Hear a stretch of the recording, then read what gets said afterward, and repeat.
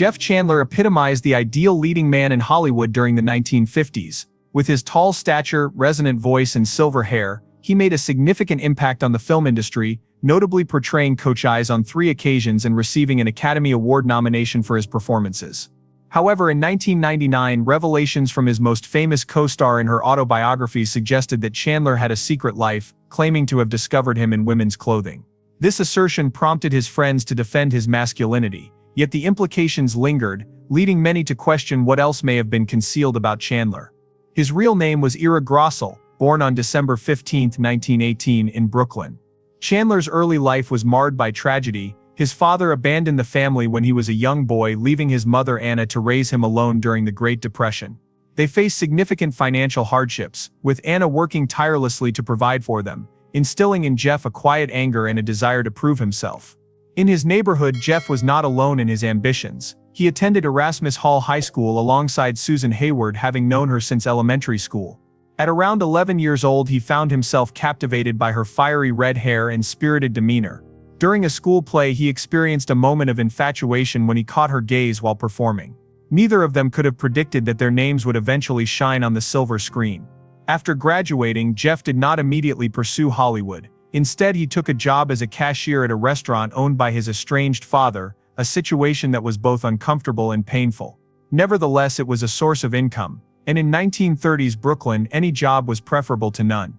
Despite his passion for acting, Jeff recognized the high costs of drama classes and opted for commercial art, enrolling in art school and securing a position as a layout artist for a mail-order catalog, earning $18 weekly. Through frugality, he saved nearly every penny, sacrificing personal comfort. By day, he created advertisements for items he could not afford, and by night he nurtured his dreams of the stage. Eventually, he managed to attend the Fagan School of Dramatic Art, marking a significant step toward his aspirations. At the age of 23, he founded his own theater company, the Shady Lane Playhouse in Illinois. Lacking familial support or connections, he relied solely on his ambition, assembling a team to stage full productions across the Midwest. His company produced plays such as The Bad Man and Seventh Heaven. While taking on multiple roles such as director, organizer, budgeter, and venue booker, he found success until the outbreak of war led him to enlist, serving in the harsh conditions of the Aleutian Islands.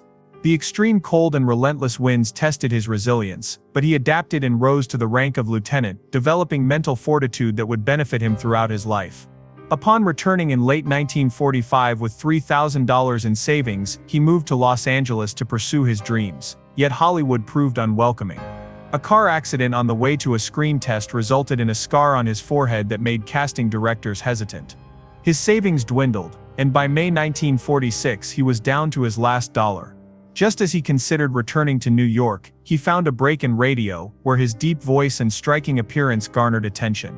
His role as Philip Boynton in Our Miss Brooks, an awkward biology teacher, made him a household name, bolstered by his on-screen chemistry with Eve Arden. Within months, the show became a hit, leading Universal Pictures to offer him a 7-year contract in 1949. The paradox was that his breakout role was a character unable to recognize love, yet it endeared him to audiences. Despite his burgeoning film career, he continued working on the radio show until exhaustion set in. His first film role in Johnny O'Clock 1947 was minor, but his performance caught the attention of Dick Powell, who advocated for him. Chandler's major breakthrough arrived with his role as Aswan Korda in Sword in the Desert 1949, a politically charged film set during the British Mandate in Palestine, in which he portrayed a Jewish leader aiding refugees. His portrayal transcended cliches, providing a humanized freedom fighter that resonated with audiences, culminating in his memorable line, "God Save Israel," which sounded like a genuine plea for justice. This performance caught the eye of producers, earning him a 10-year contract with Universal and sparking interest at 20th Century Fox, who desperately needed an actor to portray Cochise. After months of unsuccessful auditions, Chandler was cast in Broken Arrow's 1950, which marked a significant shift in the portrayal of Native Americans in cinema. His representation of Cochise offered depth and complexity, contrasting the typical stereotypes associated with such roles. The film received critical acclaim, earning Chandler an Academy Award nomination for Best Supporting Actor, making him the first to be nominated for portraying a Native American character. His performance was heralded for its dignity, despite some critiques about the casting of a white actor. Broken Arrow won a Golden Globe for promoting international understanding, redefining the Western genre by focusing on themes of peace rather than violence, with Chandler at the forefront of this transformative narrative. He reprised his role of Cochise in subsequent films, including Battle at Apache Pass's 1952, which became a commercial success, and Taza, Son of Cochise 1954. Chandler's commitment to accuracy included working with Apache consultants to ensure authenticity in his portrayals. However, behind the scenes, he faced considerable challenges with studio politics. In 1949, when Fox borrowed him from Universal for Broken Arrow, it came with a 6-year agreement for one film per year, an unusual arrangement. This resulted in him being pulled from other commitments, which limited his opportunities. Despite these obstacles, Chandler emerged as one of Hollywood's leading stars in the 1950s, notably co-starring with Maureen O'Hara in 2 adventure films, Flame of Erebus 1951 and War Arrows 1953, where their dynamic on-screen chemistry captivated audiences. Despite her jest that working with him felt like acting alongside a broomstick, the pair created an electric atmosphere. In Female on the Beach's 1955, alongside Joan Crawford, Chandler's intense performance garnered attention, with some critics noting his palpable on-screen presence. His emotional range was further showcased in Foxfire's 1955, where he sang the title song and portrayed a character that resonated with audiences in profoundly moving scenes. By 1957, Chandler achieved significant recognition, ranking as the 10th most popular male star in America and the 7th most popular in Britain by the end of 1955. The success of Broken Arrow solidified his position in Hollywood, making him the first actor to receive an Academy Award nomination for portraying a Native American, and his popularity soared, leading studios to view him as a valuable asset. However, as his career flourished, his personal life faced turmoil. He married actress Marjorie Houster in 1946, but their relationship was fraught with conflict, leading to their separation in 1951, amid rumors of Chandler's romantic escapades. They attempted reconciliation in 1955, yet it ultimately faltered. The final strain occurred during the filming of Raw Wind in Eden, in Italy in 1958. Marjorie and her daughters, Dana and Jamie, accompanied him on location. Initially, everything appeared satisfactory. However, Photoplay magazine later reported that although Jeff seemed content, his wife was not. Eventually, Jeff returned to Hollywood alone, marking the conclusion of their relationship. The separation in 1951 was fraught with complications for various reasons, leading to a media frenzy filled with rumors. Among the more sensational stories was one involving Susan Hayward, with whom he had shared a childhood connection in Brooklyn, where they attended school together around the age of 11 or 12. Some suggested that this early affection had never entirely faded. Concurrently, both were navigating their own divorces, and Chandler was seen with other famous actresses, including Ann Sheridan, Linda Darnell, Piper Laurie, and even Joan Crawford. The situation escalated to the point where rumors intensified after Jeff was spotted conversing with Susan's hairdresser at the airport. In response, Susan declared, "I have only been out with Mr. Chandler once, and it was a purely professional engagement." Similarly, Jeff refuted the claims, stating, "I am not romantically involved with Susan Hayward, nor with Joan Crawford." Despite their denials, public skepticism persisted. When Chandler and Marjorie finally divorced in 1958, the financial terms shocked many. He was mandated to pay her $1,500 per month in alimony, which at that time was a substantial sum equivalent to approximately $15,000 today. Furthermore, he was required to support their daughters. This divorce occurred shortly after the completion of Raw Wind in Eden, during which he moved into what the media described as a luxurious apartment. It should have been a favorable period for him. However, the financial burden of alimony was significant, particularly as he was already financially strained. The reality was that Chandler was not retaining a substantial portion of his earnings.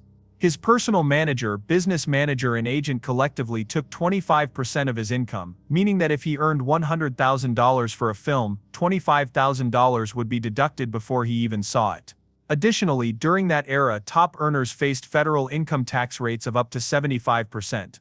When combined with his alimony obligations, Chandler was left with merely a fraction of his actual income.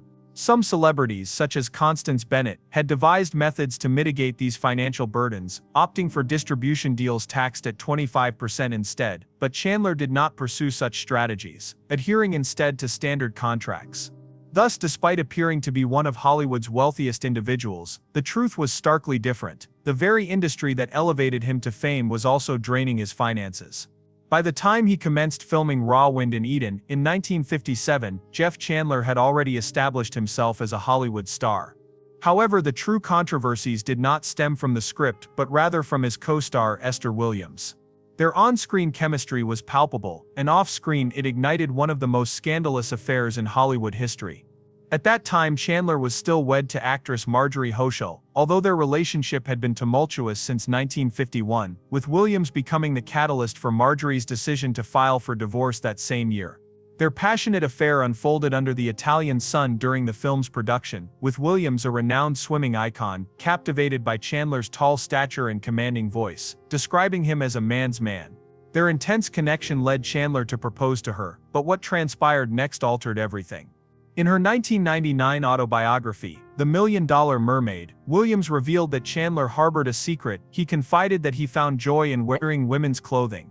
She recounted a moment when she discovered him adorned in a red wig and chiffon dress.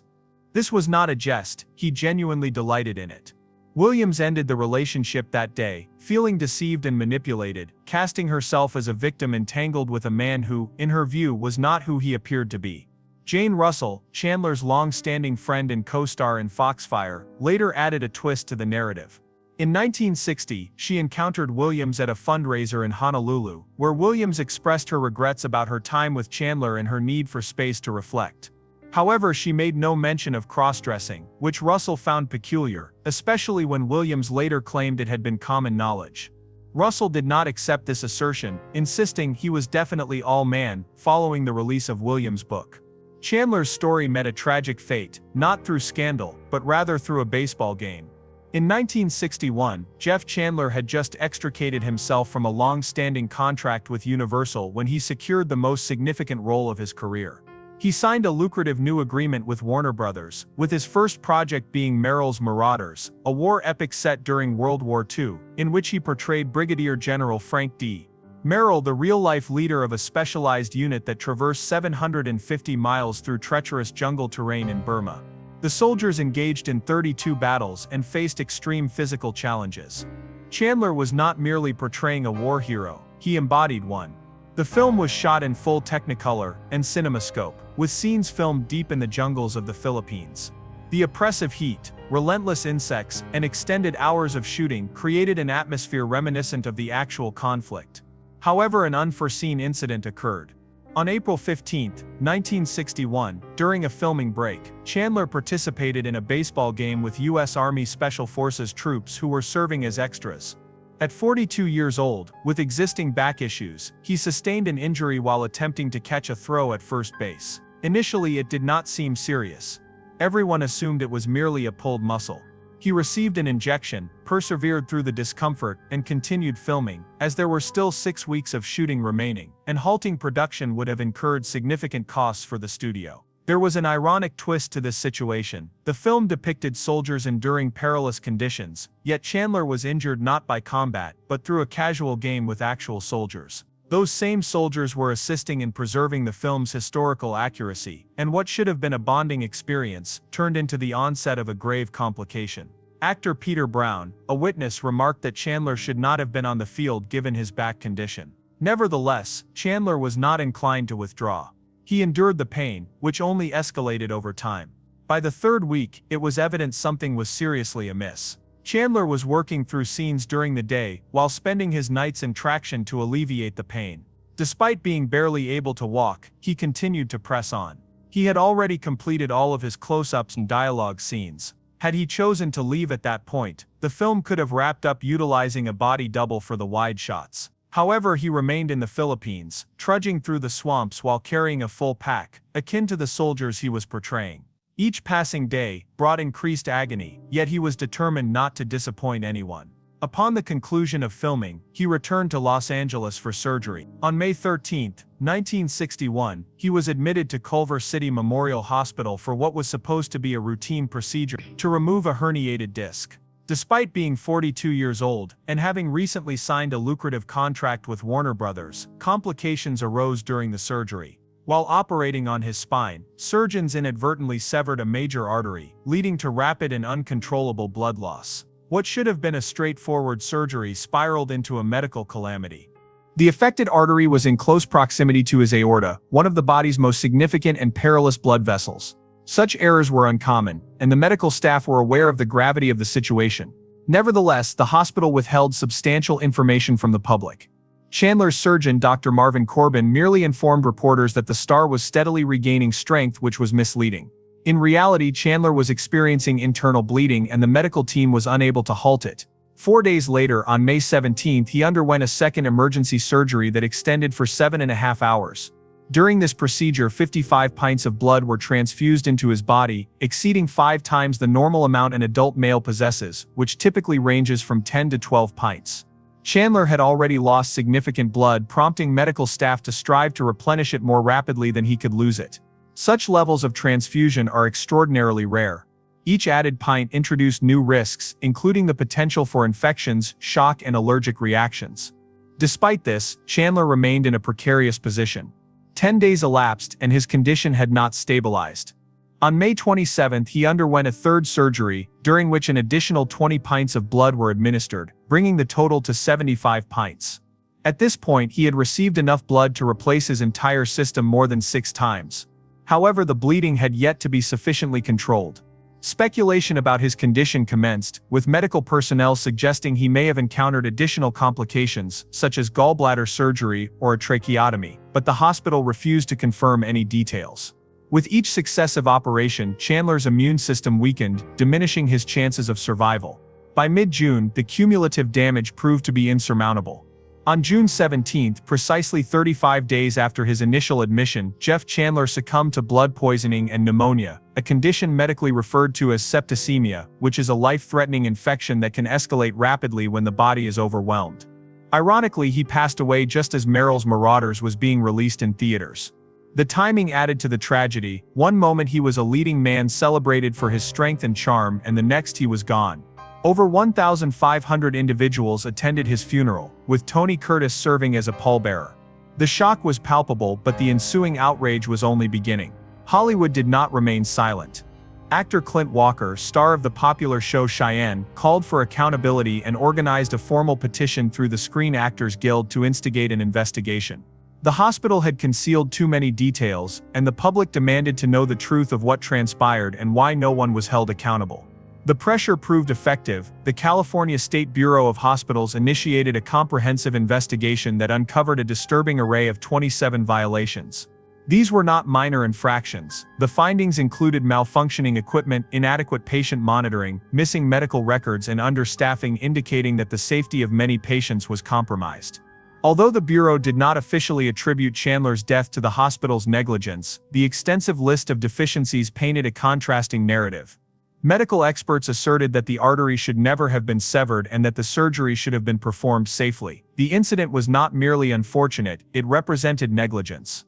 Ultimately, the hospital agreed to compensate Chandler's estate with a settlement of $233,348.42, a substantial sum at the time, representing over $2.3 million today. They opted not to allow the case to proceed to trial. The settlement was reached without an official admission of guilt, but the implications were clear. They sought to suppress the scandal. Despite this, the damage had been done, and newspapers continued to circulate the story. Legal professionals identified Chandler's case as a watershed moment. Prior to this, malpractice lawsuits were uncommon. His situation altered that landscape as the settlement opened the floodgates for a surge in patient lawsuits. Attorneys began representing medical malpractice cases on a contingency basis, juries became increasingly engaged, and healthcare providers began practicing what is now termed defensive medicine, ordering unnecessary tests to mitigate the risk of litigation. Over time, these effects accumulated, with experts estimating that malpractice costs now exceed $55 billion annually in the U.S., with many tracing the origins of this trend back to Chandler's case. Perhaps the most telling consequence of this incident was the hospital itself. Local residents were incensed and began referring to it as the Jeff Chandler Hospital, a nickname that ultimately stuck. Eventually, the hospital changed its name in an attempt to escape the shadow of the events that transpired, but the damage to its reputation remained permanent. In many respects, Chandler's death fundamentally transformed the landscape, not only for physicians but for hospitals, legal professionals, actors and patients alike. What began as a routine back surgery evolved into one of the most poignant cautionary tales in Hollywood history.